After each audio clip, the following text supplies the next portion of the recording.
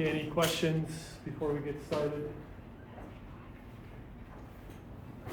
Based on the timing of the material we have left, your exam for this module might be pushed to next week. So we still have to do acyclic and cyclic conformational analysis along with stereochemistry. And so I'll have to see how far we get today and make a decision about that before we wrap up this module. Today we're going to talk about rotational motion in molecules, so that's conformational analysis.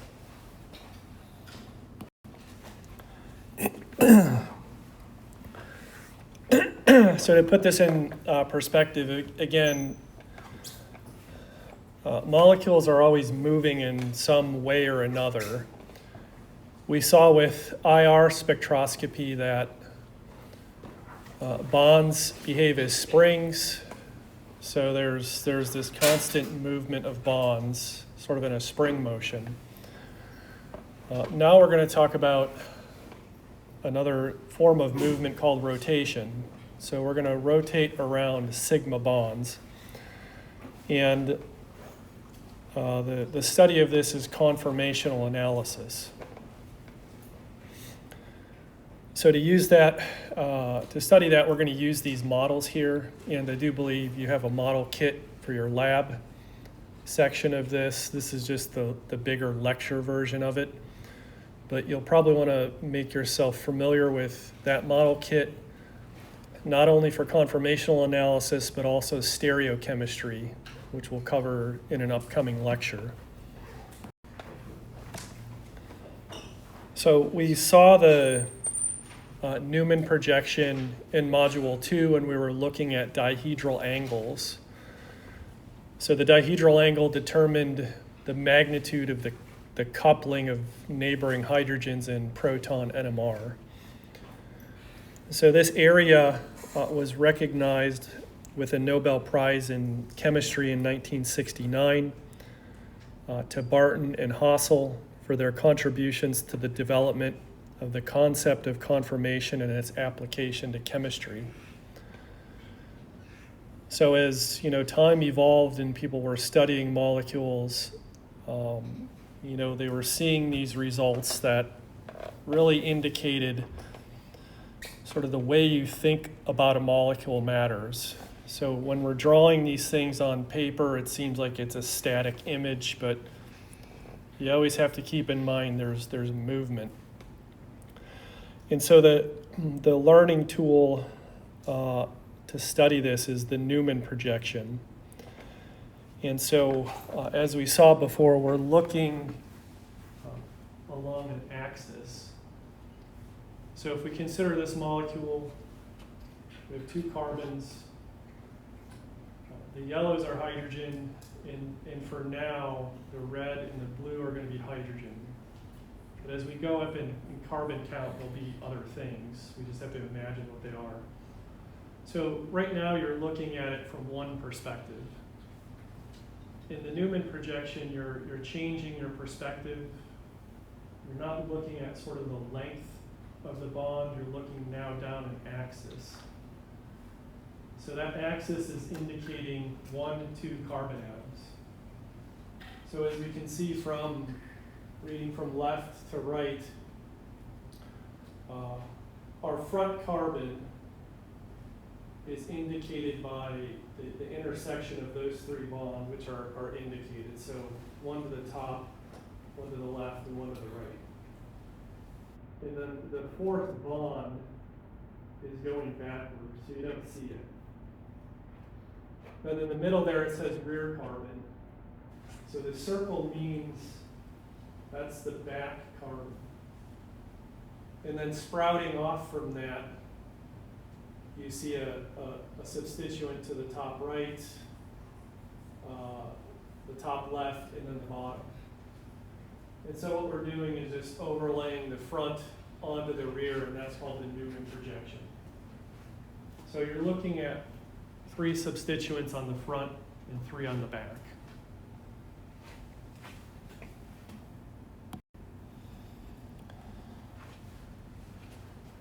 So let me just orient myself here with the model. So when we look at it like this, and then we look at the drawing, the bonds that are in the plane of the screen are just your regular lines. And then we have these bonds that are like bolded. We call them wedges. They're coming out towards you. That would be these two right here. Then we have those dashed lines which are going back. Those are the back two hydrogens. And so what we're going to do, instead of looking at it perpendicular to this bond, we're just rotating it. So when I rotate it 90 degrees, now we have a different frame of reference or perspective. So you can see the red hydrogen at the top, this blue hydrogen at the bottom. And so I'm going to keep my left hand constant. And what I'm going to do is rotate the front carbon. And so we rotate that in 60-degree increments. So that first conformation to the left is called staggered. And then when I do a 60-degree rotation, you see that the red hydrogen is now eclipsing this back hydrogen. So one is in front of the other. And when I do another 60-degree rotation, it's staggered. So these things are always either staggered or eclipsed. And the structure in the middle there that says +4 kilojoules per mole is the important one.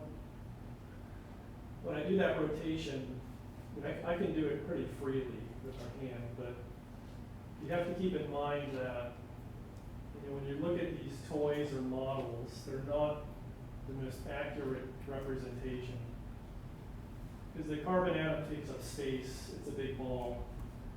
And then when these things rotate past one another, there's space.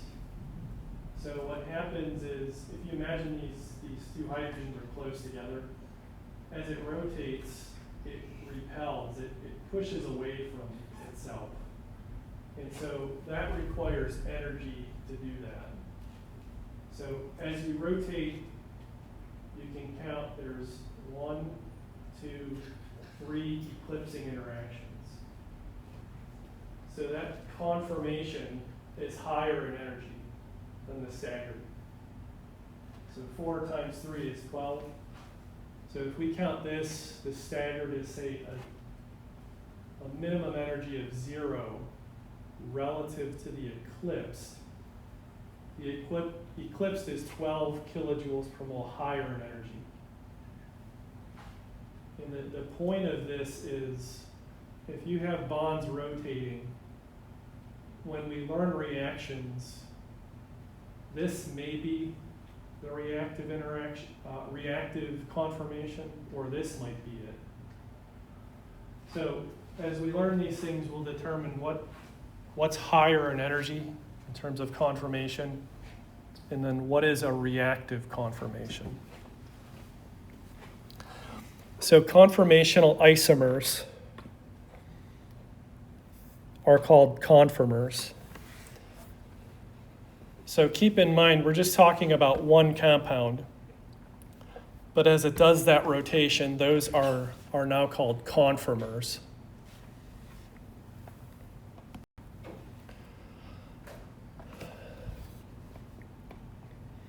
So we saw for ethane, when we looked down the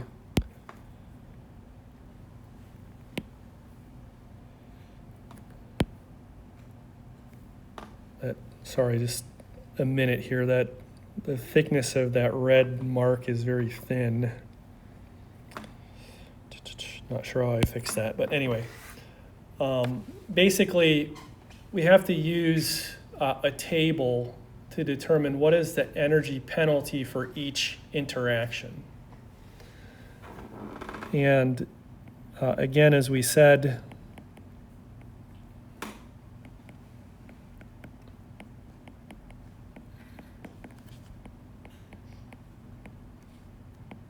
sorry, that's staggered. For that, there's no energy penalties. When we do a rotation, that's when we get eclipsing interactions.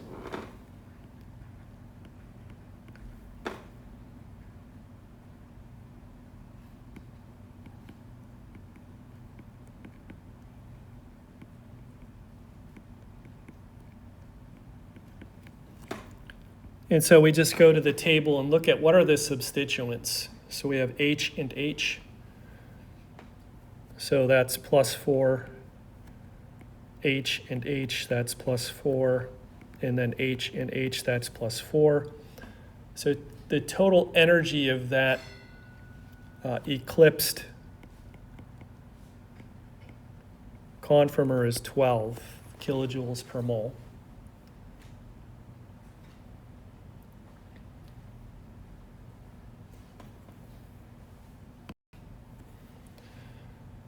So what chemists like to do is plot these staggered versus eclipsed conformers. So you're really looking at sort of a rotation as we see the red or the blue ball. We're rotating it in 60-degree increments till we get back to the start, and then you plot that. So we'll fill in a couple of these. We'll use the energy penalties here. And then just draw some dots and connect a line. So I want to say, let's just start with a staggered conformation. So we know that on the y-axis with energy, relatively speaking, that's going to be 0. And then if we rotate that front carbon again, that's when we get the 3 eclipsing interactions.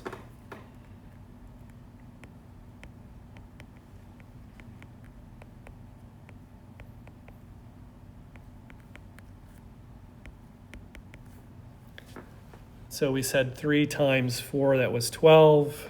So we can find, say 12 there, draw a dot.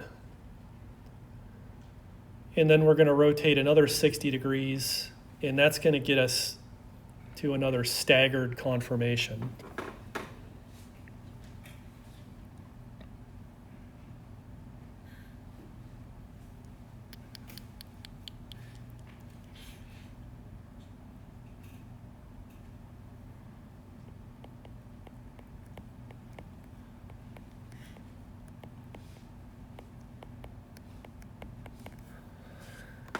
And that would be 0.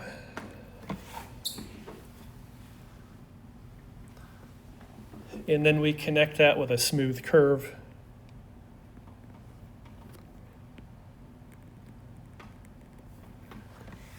If you keep repeating for all of those rotations, you'll find that that curve just repeats. So overall, we say this is a global maximum, and then this is a global minimum.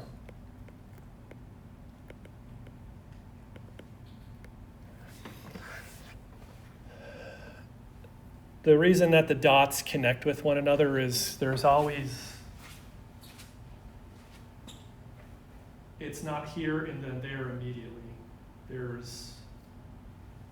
You want to think of it in an infinite number of angles between there. And so that's why you get those dots connected in the smooth curve.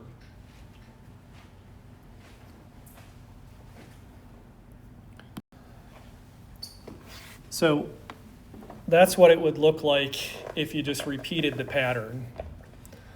So you'll notice that it's the same throughout. 0, 12, 0, 12.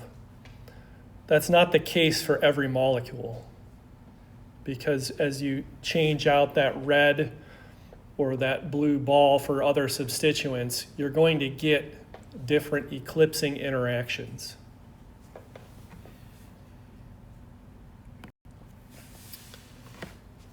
Any questions?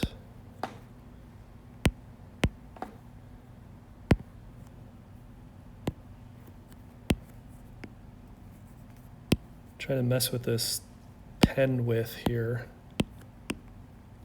That looks better.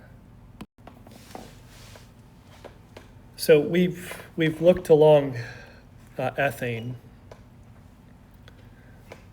But what if we go up in carbon count to propane and butane? So pay attention to the nomenclature here. It says propane along the C1 to C2 bond. That's indicating to you what carbon is in front and then what carbon is in back. That's important because as you change your perspective, you can draw a lot of different Newman projections of the molecule depending on what bonds you're analyzing. And so it says how many different types of conformers exist for each molecule. So we're really at this point just thinking of the different staggered versus the different eclipsed. What's the energy penalty for each conformer? And then how do you plot energy versus dihedral angle? So here is ethane, here's propane, and then this is butane. And as you can see, you know, the red and blue, we're taking them to mean different things as we progress up these hydrocarbons.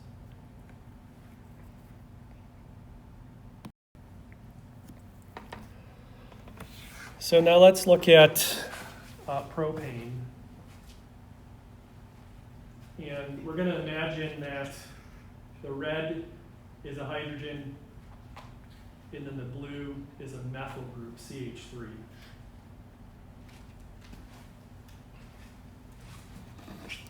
So it says, what is the energy penalty for the eclipsed conformer of propane looking down the C1 to C2 bond?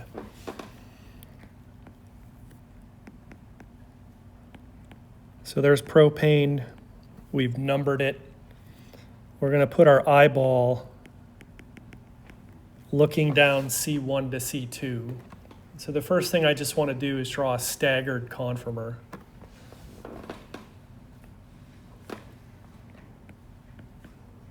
That front carbon has 3 hydrogen substituents. The back carbon is carbon 2. It's going to have 2 hydrogens and now a methyl group. So again, that's staggered. You can rotate these things clockwise, counterclockwise, it doesn't matter, but just keep in mind you're always doing it in those increments. So let's just rotate this way.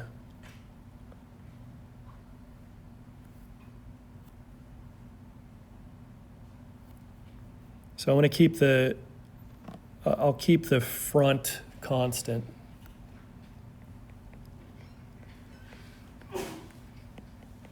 So I'm going to keep that constant.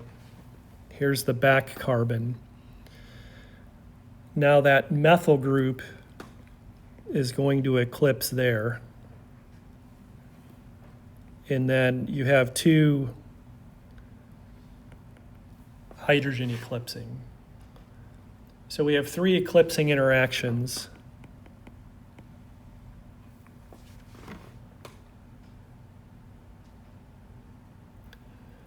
And then we just go to the table, see what the interactions are.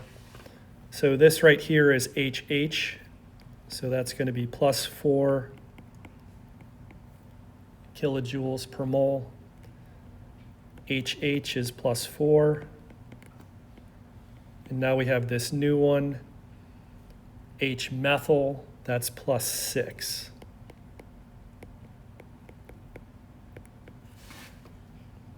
And so we have 6 plus 4 plus 4.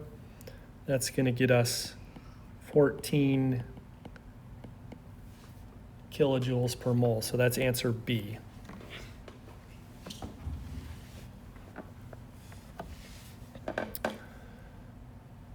Any questions?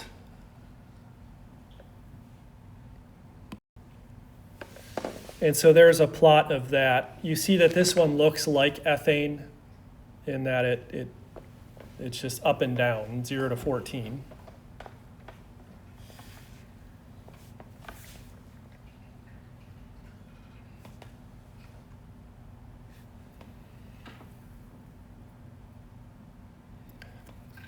So again, I want to stress these words here.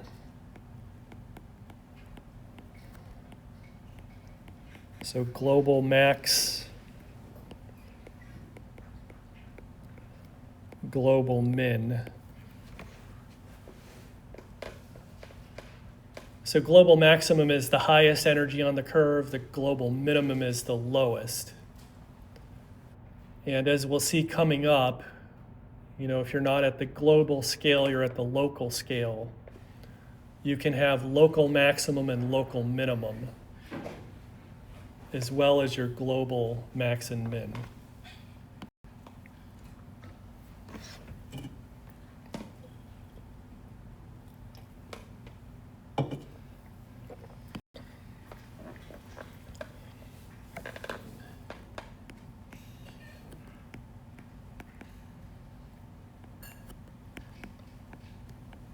So there's butane.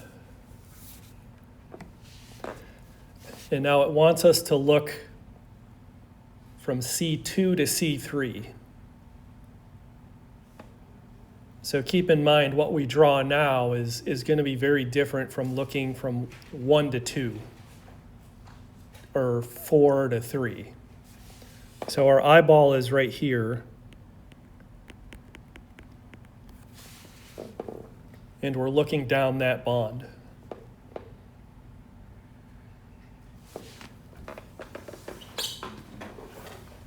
So we're going to imagine the red and the blue are both methyl groups. So that's staggered. We can consider that one conformation. So keep in mind methyl and methyl. That's 1. We rotate 60 degrees. That's 2. We rotate another 60 degrees. That's 3.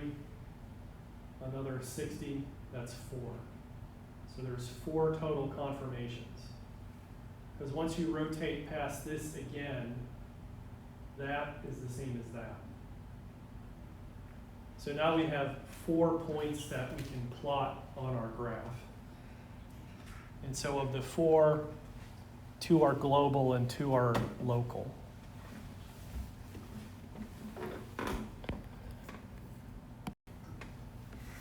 So what we'll see on the next couple of questions is we'll see those 4 conformations and we'll calculate the energies associated with them. So it says this is staggered. So one thing I want to point out, because we have the red and the blue specifically highlighted, what is their dihedral angle?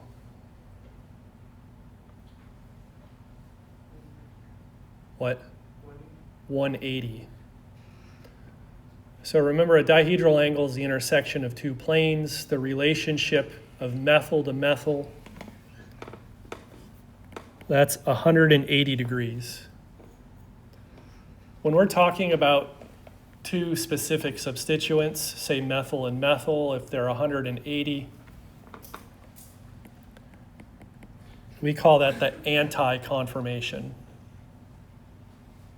So they're directly opposed to one another. The substituents are staggered, so there's no eclipsing interactions. So this conformer is going to be our global minimum. When I say that, just keep in mind that it's relative, because we're talking about conformational analysis. The molecule still has energy. We're just looking at a subset of that energy profile. So what we're doing, looks like we're keeping the back carbon constant and we're rotating the front carbon the front carbon clockwise, 60 degrees at a rotate it. So what time? So when we do that, we now have the eclipsed conformer, and using the energy table, what's the total energy penalty for the eclipsed conformation? So we have 6, 6, and 4. So that's going to get us 16. So we've staggered, we were at 0, now we're at 16.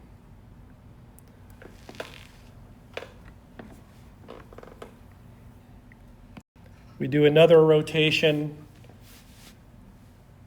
This is staggered. But the relationship between the blue and the red, the dihedral angle now is 60 degrees. So that has a special term. It's called gauche, methyl gauche. And you see that it has an energy penalty of 3.8. The reason is, again, coming off the red and the blue here, that's our methyl group, CH3. So they have hydrogens coming off. And they're big, they're taking up space. So when they get close to one another like that, they're repelling each other because they're so big in terms of electrostatics. So that's a repulsion. As they get close to one another, they don't like it. So even though it's staggered, it still has an energy penalty of 3.8 kilojoules per mole. Then we do another 60. And now we have this new penalty, methyl. So that's 11. And then the normal hydrogens were 4 and 4. So we add that together, we get a total of, answer D, 19 kilojoules per mole. So we have 4 unique conformers, and they each have different energies, and so we can plot that. So now, notice this plot.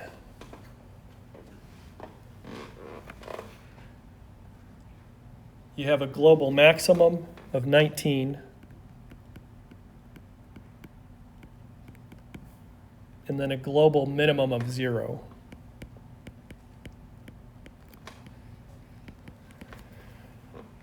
But we have these 2 other points. We have one at 16, one at 3.8. The one at 16 we can call a local maximum. 3.8 is a local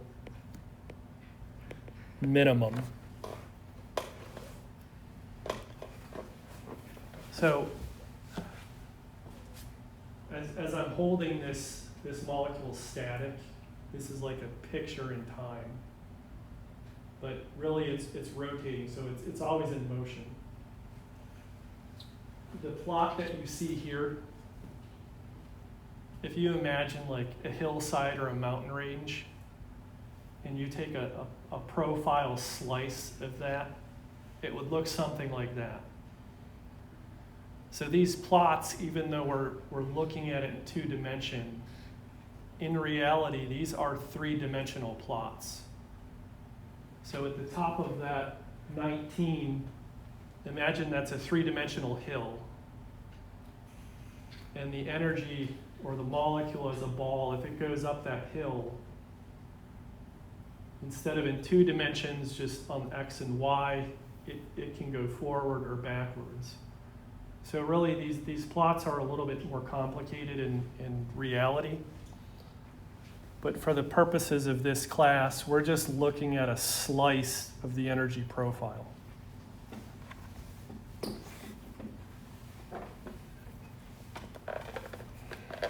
And again, for butane, we only look down the C2 to C3 bond. You can look down C1 to C2, C2 to C1. So the exercise there is, can you visualize looking at these different perspectives, and then can you draw the corresponding Newman projections? And another take-home message is, notice there's only 4 things listed, but you're going to run into molecules that are more complicated. So what you're going to do is, if you have a substituent that's like not methyl or something else, you just approximate it as methyl, and you get a rough calculation from that.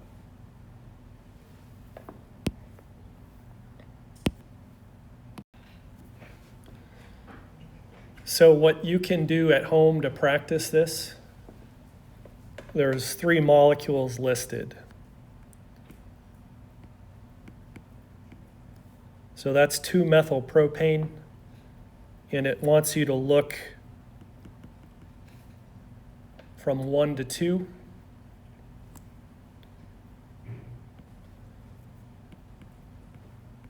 That's 2-methylbutane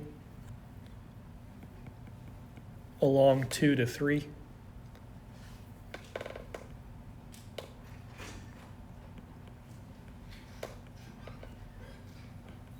And that's 2,3-dimethylbutane looking down the C2 to C3 bond. So what you're doing is, with your model kit's going to help you really understand this. You build the model, you look down that specific bond, you start doing all the rotations so that you're figuring out what are the unique conformers, how many are there? You figure out the energies, and then you plot it.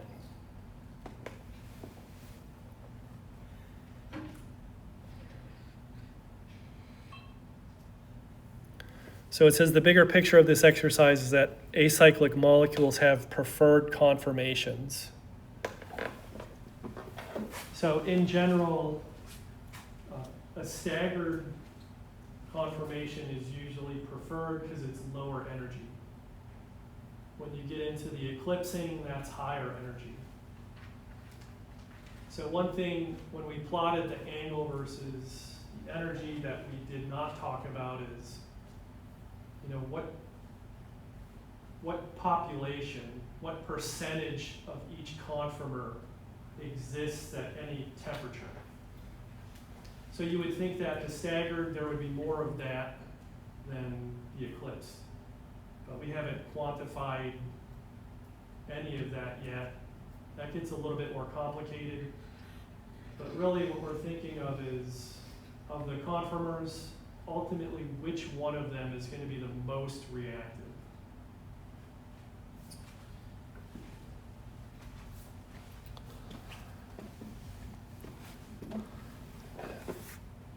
So we're going to transition into cyclic molecules. So we consider acyclic molecules, these, we're rotating about 2 sp3 hybridized carbon bonds. And so as you rotate to the eclipsed, it's higher in energy. We call that strain.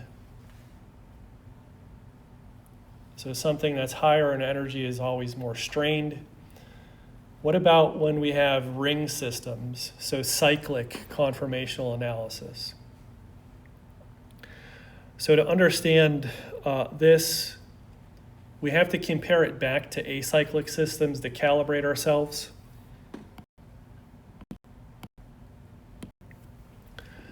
And the way we're going to calibrate this is with the heat of combustion.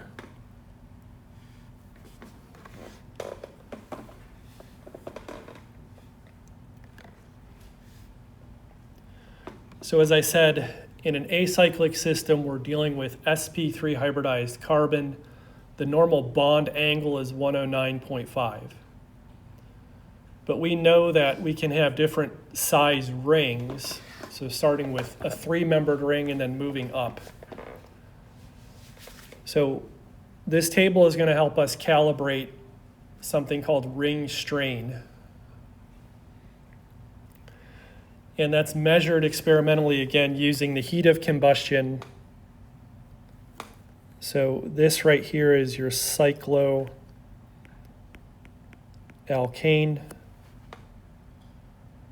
In the presence of oxygen and a spark, you'll combust it to get carbon dioxide, water, and then energy, and that's what's measured, say in terms of a temperature difference.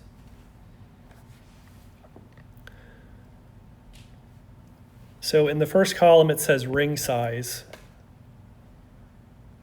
and then acyclic is what we just looked at.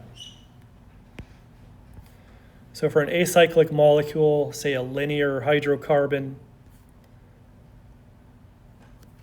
due to sp3 hybridization, the angles are 109.5. So that's a normal angle. There's nothing abnormal about 109.5 for normal sp3 hybridized carbon. When you run the experiment, it turns out you get 658.6 kilojoules per mole of energy. This is per CH2 group, so that's how we're calibrating cyclic molecules relative to acyclic.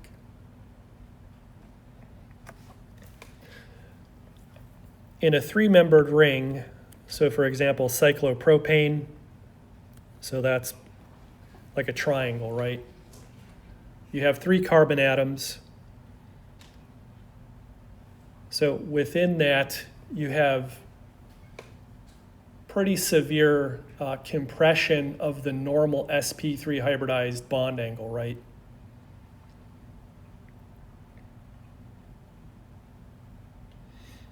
So you imagine your normal bond angles like this. You're compressing the angle to make it into that hydrocarbon. So if you go to the gym, you know, like the pec deck, you put your hands out and you squeeze your pecs together. When you're squeezing, that strain, right? You feel that energy. So it's the same with these angles. Now you're at a higher energy state.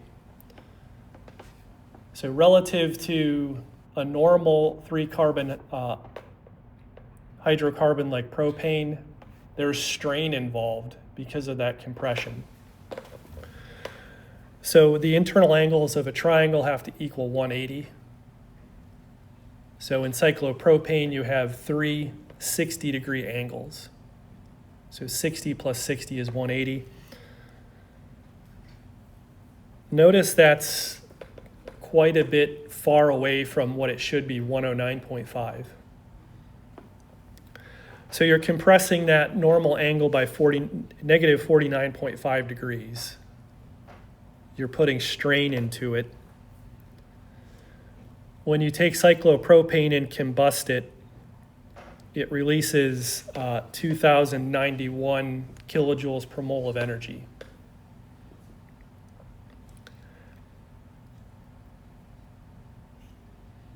So if you take that number and divide by 3, so 3 carbon atoms, you get this number.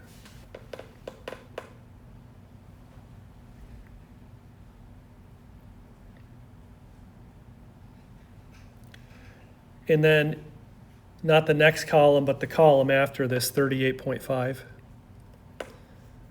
is basically the difference between 697.1 minus 658.6. That gets you 38.5. And what that's doing is calibrating the strain per CH2 group. And so we end up multiplying that number by 3. That gets us our total ring strain of 115. So we can see that for smaller rings, they're pretty strained. And strain for organic chemistry equals reactivity.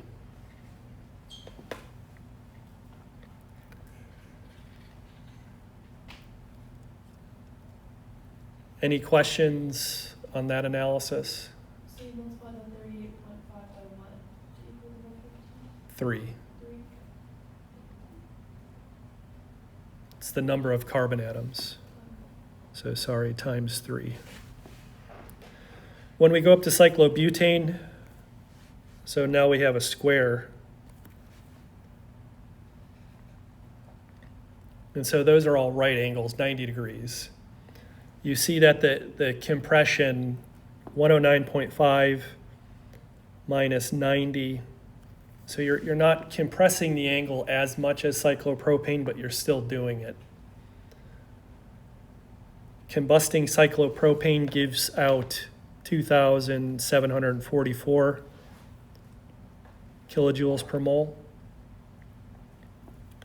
Divide that by 4 to get that number, 686.1. Then we subtract the standard, 658.6. So that gets us 27.5 times 4. And you see that the ring strain decreased a little bit, not much.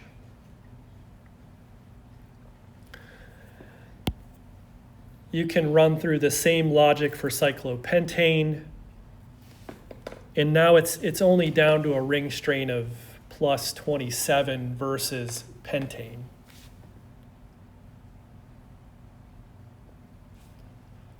And the one that's highlighted in green is the 6-membered ring, cyclohexane. What you'll see now is the bond angle is what it should be, 109.5.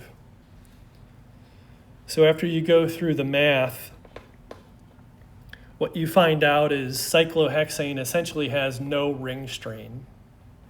It gives sort of the same combustion as hexane. So that's very important because in nature, when you look at things that nature produces, like plants produce molecules, a lot of these molecules will have 6-membered rings. And that's because that's the most stable ring to produce. So 6 is really the minimum. When you go up to 7 and 8, you now start inducing ring strain back again. It's not so much due to the angles being strained, but there's other factors involved. When you form a 7, 8, or a 9-membered ring, you get other sort of interactions that increase the strain. And we'll talk a little bit about what those things are relative to the standard case of the 6-membered ring.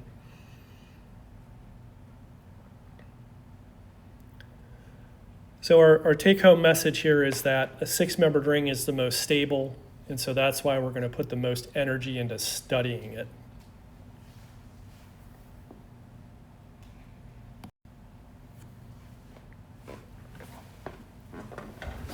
So here I have another model here, cyclohexane, and we're going to imagine the red and the blue as hydrogens for now.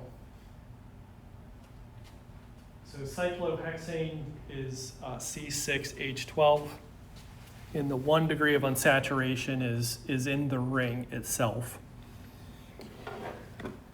If I asked you, what is the uniqueness set of this? We would say there's one type of carbon, there's one type of hydrogen, and so that would be 12 total. But that in reality, that's not true because we know that organic molecules exist in 3 dimensions. We know that every carbon atom in cyclohexane is sp3 hybridized, so it has tetrahedral geometry.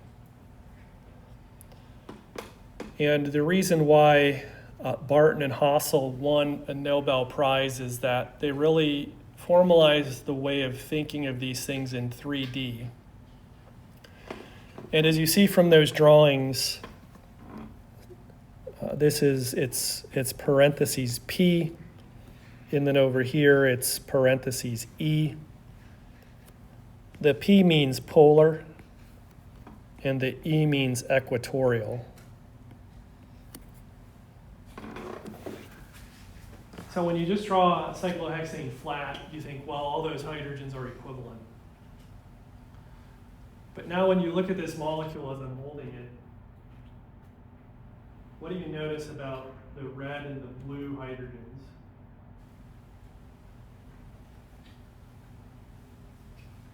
So even though they're bonded to the same carbon, they are really not equivalent. The red hydrogen in the old nomenclature is called polar. Nowadays we call it axial. The blue hydrogen is E or equatorial. So really along sort of the equator of the carbon backbone, you have 6 equatorial and 6 axial hydrogens. We'll go through everything I'm about to say on separate slides, but while I'm holding this, in terms of a perspective, if I say this is the top of the molecule, we see there's 1, 2, 3 axial hydrogens on top, and then 1, 2, 3 axial hydrogens on the bottom. And then we have 6 along the equator. So these, if this is the top, we agree that these are up. These are down on the bottom. Now along the equator, for the equatorial hydrogens, if we had to use the same logic of up or down, would this blue hydrogen be up or down? What? So if we look at this, if this hydrogen's down, this hydrogen has to be what? Up. This axial hydrogen is up, so this has to be down. So there's this alternating pattern, up, down, up, down, up, down. So of the 6 total equatorial, you have 6 up, 6 down, or 3 up, 3 down. And again, your model kit is going to help you visualize this. And it's important because as we get into the stereochemistry aspect of this, you sort of have to know what's up, what's down, what's projected towards you, what's projected away from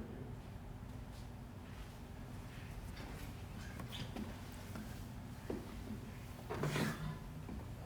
So really a second approximation to this would be, so 1 type of carbon, 2 type of hydrogens, 6 and 6.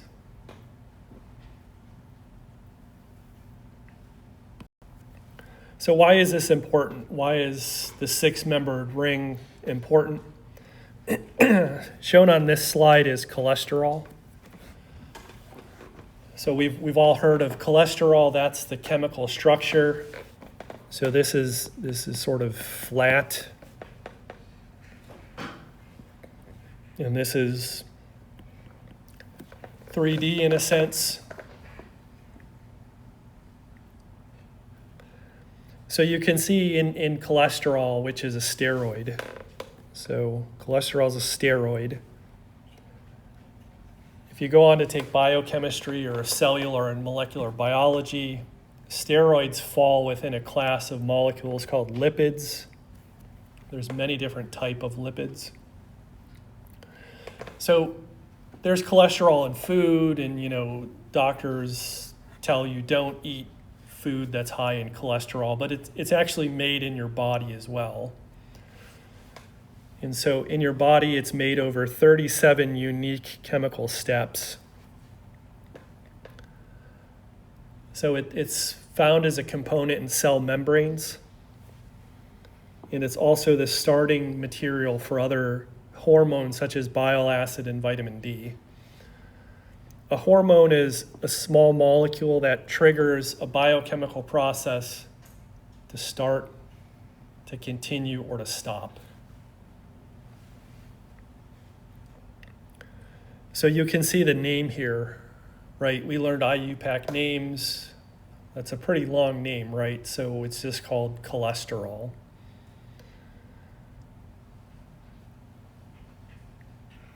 And so what we've done is we've taken the flat version and then we've converted it into this thing where the cyclohexane more resembles sort of reality. So as a calibration here, this hydrogen right here, is that axial or equatorial?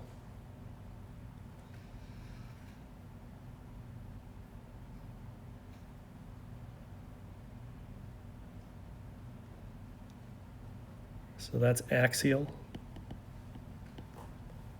This alcohol is therefore equatorial.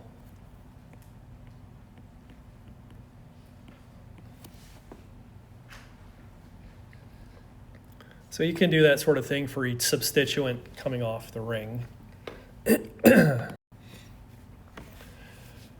So an important aspect of this is being able to draw a chair. And so there's 3 steps to it. So in step 1 here, you want to draw 2 offset parallel lines.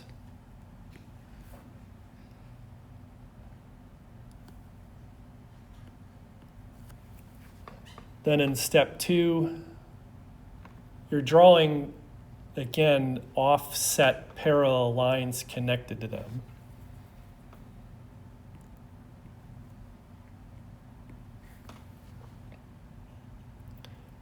And then step 3, you're just connecting them to make the ring.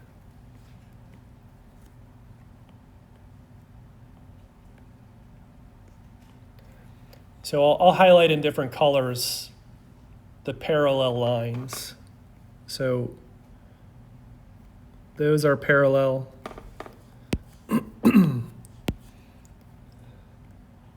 These ones in blue are parallel. And then the ones in green. So overall, we call this a chair.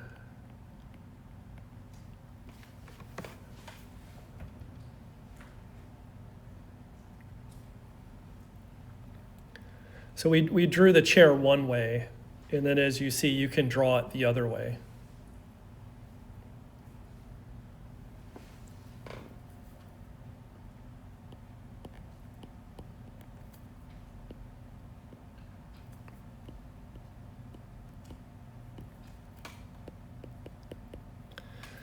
So what's the conformational analysis of cyclohexanes? It's a chair flip. Because as we see, there's two different conformations of the chair drawn. So right now I'm holding one. So in my right hand, I'll call this carbon 1. In my left hand, I'll call this carbon 4. In a chair flip, watch my left hand. That carbon is going up. So it's starting down, it has to go up. So the carbon in my right hand is up, it has to go down. That's a chair flip. The reason this is important is watch the blue and red. The blue ball now is axial or equatorial. It's axial. The red's equatorial. When I flip it, watch what happens. The blue is now equatorial, the red's axial. So when a chair flip happens, every substituent changes from axial to equatorial or vice versa. And you think of, well, why does that matter? Now imagine these carbon atoms are substituted with different things. So you're going to get different relationships, whether those substituents are both on the top they're both on the bottom, or one's on the top, one's on the bottom.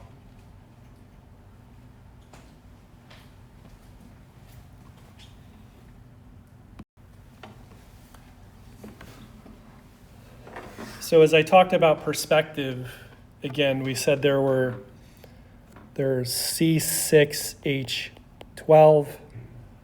Of the 12, there are 6 axial, I'll draw that in blue.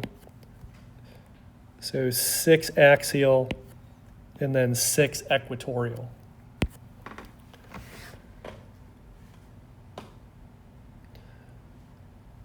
So of the 6 axial, notice there's 3 on top and 3 on bottom.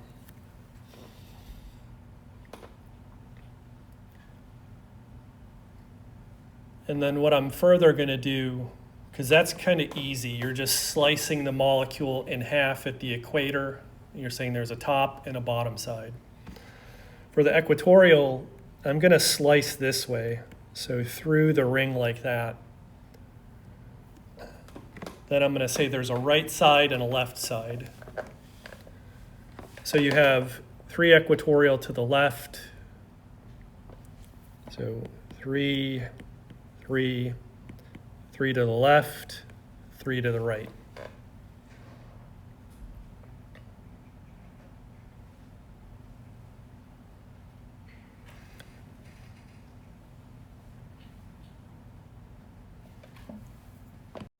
Any questions? One thing I want to point out is this last note here. The bonds are always parallel, and there's no bonds pointing into the ring. So if you draw something like this,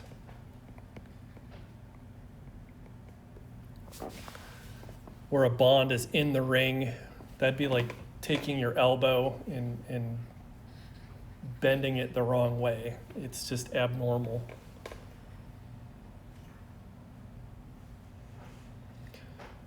So the other thing I can point out, like if we're starting from we have a fresh chair.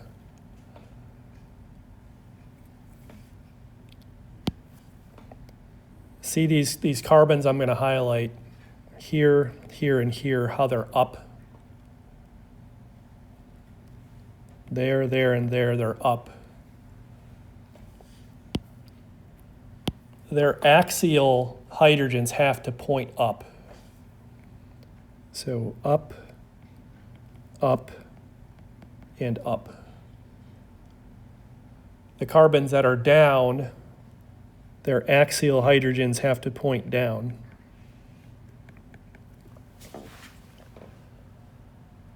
And now what about equatorial? So let's start right here on that carbon. You already have a hydrogen pointing up. You need one pointing down. And it has to be parallel to an existing bond.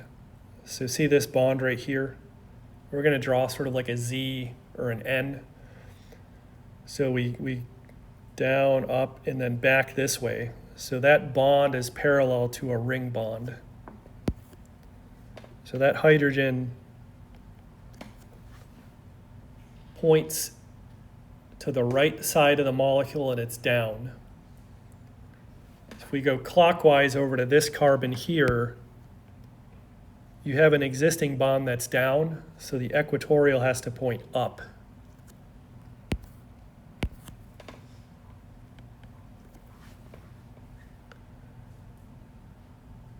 Then we continue along, you have an axial hydrogen up, so the equatorial is down, and it's parallel to the ring CC bond.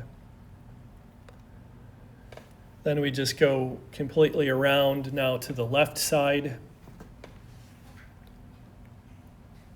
So that points up.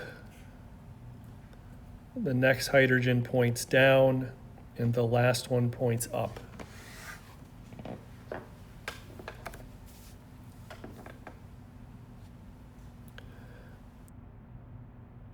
So notice when I did that, there's no hydrogens pointing into the ring.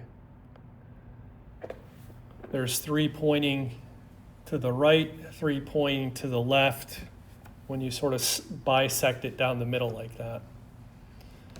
And the reason I stress that is, in your notes, is your sort of artwork. If you're able to better replicate that, I think your understanding of the material will be a lot better.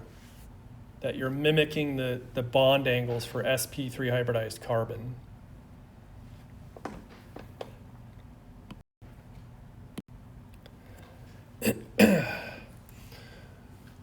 So this slide is showing you the sort of minimum and then the maximum for energies. The chairs themselves are the minimums. This thing in the middle called the boat, you have those opposing carbons. So that's the chair, and then the high energy is the boat. The reason it's high energy is, look at these two hydrogens. They're like repelling one another. They can bang into one another. That's a steric interaction. That's strain. So that's how you draw a chair. We're going to look at substituting off one of the hydrogens for some other group. And then as part of that, I'm holding this molecule one way. When I turn it this way, like, what do you see? So that's 2 Newman projections.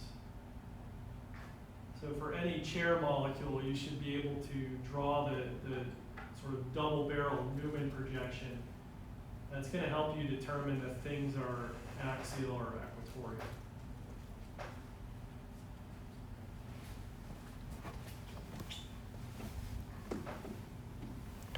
So that boat, that's plus 45. So the highest we saw in the acyclic system was like 19 or 20, right? So the boat's pretty strained, meaning that at a given temperature, the population of that conformer is pretty low.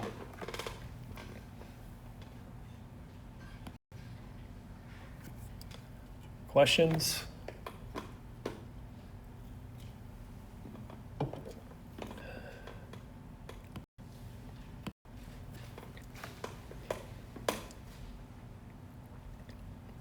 So here are just some pictures that I took with a different model kit to show you what the model looks like as you look at it from one perspective, then you rotate it to get the Newman projection. So really what you're doing for the Newman projection, for the one on the left, you're looking down this bond here and the corresponding parallel bond over there. And so I would say this lower one is right here, and then that upper one is right there. So as you look down that and you draw the Newman projection, you can see, okay, what's axial, what's equatorial, and then furthermore, you can figure out these basically any staggered versus eclipsing interactions that you've calculated from the acyclic system. So the boat one, you see that it now is eclipsed when you look down that side or that side. And one thing that your book will say is this hydrogen and that hydrogen, I think it calls them flagpole interactions.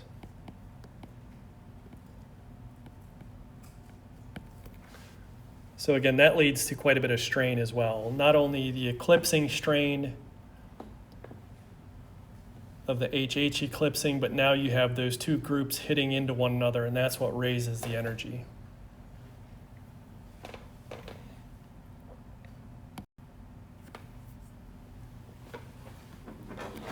So in the model now, we're going to swap out one hydrogen.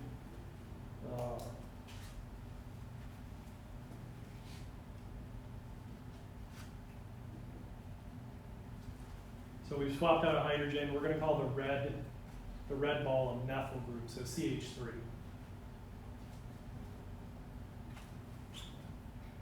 So in the left drawing, that's what it looks like. Notice the methyl group is equatorial. We're going to do a ring flip. Like that. So there it is. We do the ring flip, so we bring this up and that down. Now the methyl group is axial. So we can draw two chair conformations for this mono-substituted cyclohexane.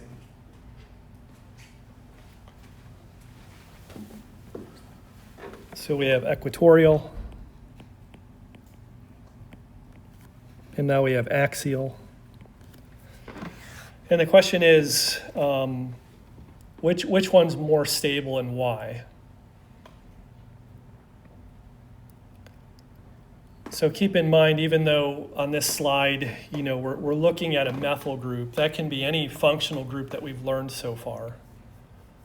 And based on the number of atoms in the functional group, there's a size component to it. And so we call this analysis sterics. How big is that group? How is it affecting which chair is the most populated conformer? So I'm going to generalize that substituent as X. And then in this column here in the table, there's our different X groups. The blue is just indicating to you that it's taking up space. So we have our equatorial versus our axial when it does the ring flip. And in the center column, it says, what is the energy difference? Axial minus equatorial. So all those numbers are positive. So when X is fluorine, it's telling you that if you put fluorine in the axial conformation, it's 0.8 kilojoules per mole higher in energy.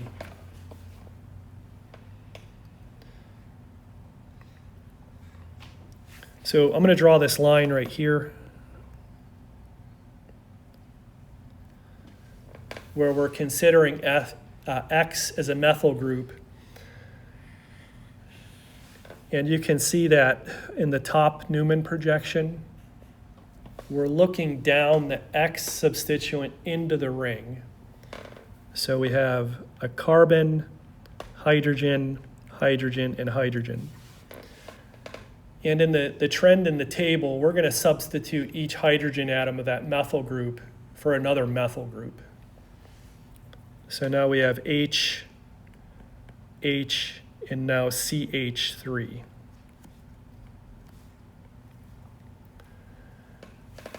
And then as we go down, each hydrogen becomes a methyl group. So overall, that X group gets bigger. And what you see is a pretty big jump when they all become methyls. When we learned branching substituents, we called that tert-butyl.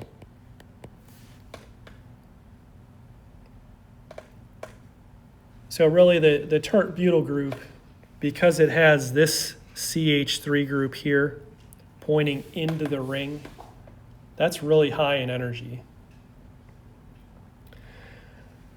The energy difference arises from this thing called a 1,3 diaxial interaction. So here's your substituent, and relatively speaking, if we count over 1, 2, 3, that substituent is interacting with these other axial hydrogens. And again, that's just a repulsion. So that's increasing the strain on the molecule. The take-home message of this really is substituents prefer to be equatorial.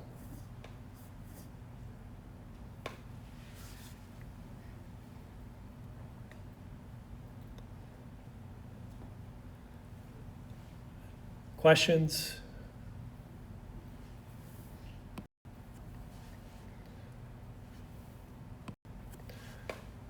So for a monosubstituted hexane, that's pretty simple to understand. You want the X group equatorial, but it increases in complexity once you have di-substituted cyclohexanes. So there's three possibilities for di-substitution.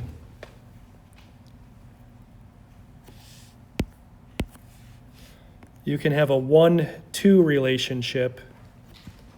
So I'll say X and Y. So that's 1-2 relative to one another.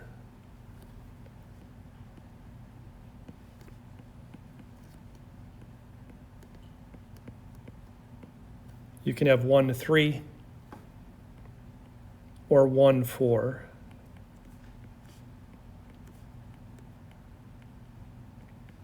So those are the possibilities. Again, that's just di-substituted. When you get into tri-substituted, there's a lot more types of relationships you can have. So what I want to do on the next couple of slides is we'll look at some of these relationships, and we're going to basically draw a flat cyclohexane, and then we're going to convert it into this chair and see where do the substituents lie.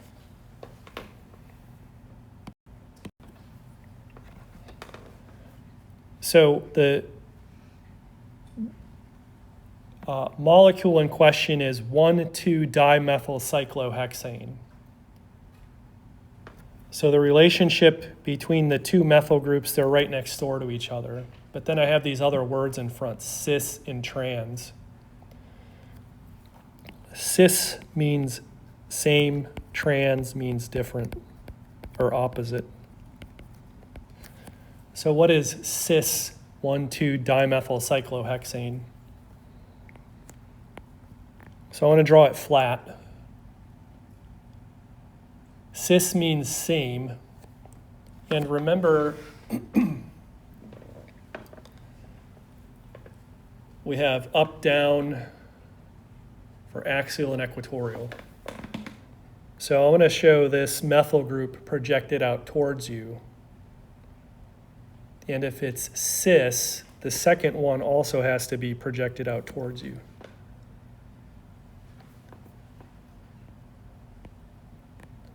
For trans, you would have one up and one down.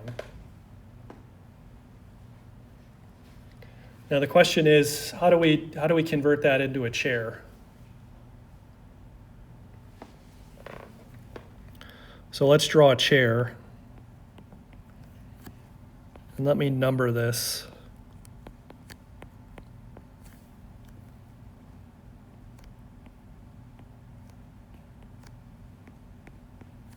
So I've numbered the flat one, I've numbered the chair.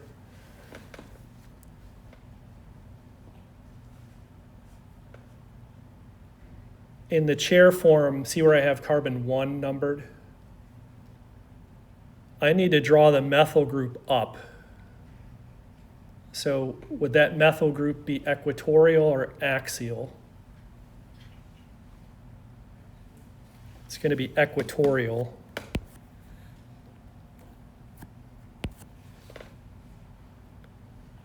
So notice now that the 2-position methyl group is also up. So should that one be equatorial or axial? Huh?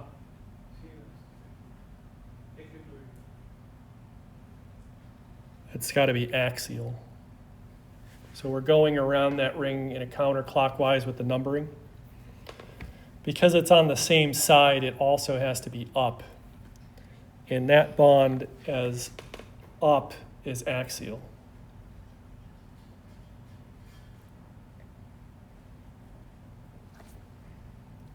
We're about a little bit over, but I just want to draw one more structure here. Let's chair flip this.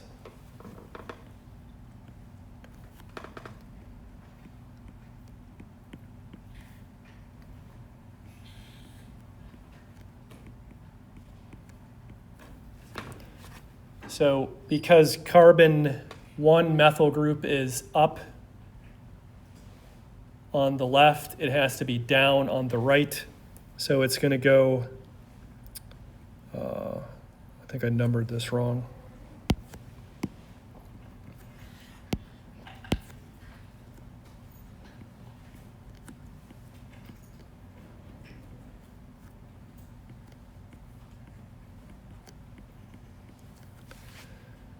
So it's going to go from equatorial now to axial down. And because carbon 2 methyl group is axial, it has to become equatorial. So we're a little bit over, but we'll continue on this slide next time with drawing these from flat to the chair and determining if things become axial or equatorial. Then we'll get into stereochemistry, and then most likely, instead of having your exam on Wednesday, we're going to have to push it to next week just so that we get everything completed.